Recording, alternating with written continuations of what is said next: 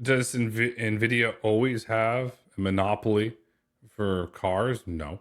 The Qualcomm Snapdragon digital chassis could play a role.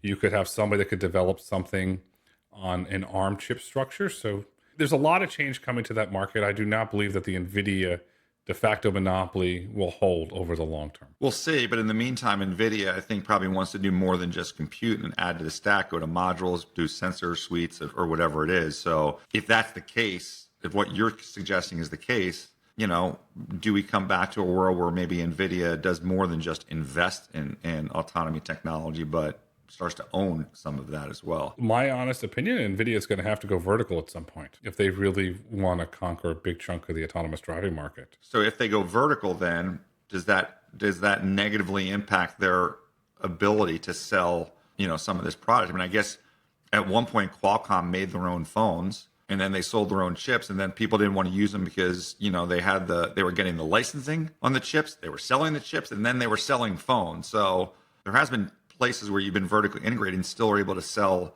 the chips if your chips are still the best on the market. I believe they still will be able to sell them. Obviously, NVIDIA really has a clear desire for autonomous driving. They have a division inside of automotive. They just invested in WeRide. They've made several other investments in there, which raises the question, if they do want to vertically integrate, does NVIDIA buy Nuro? Does NVIDIA buy Wayve and then license that out and leverage their chip structure to try and drive revenue there? Because let's be honest, NVIDIA needs a new source of revenue growth after data centers.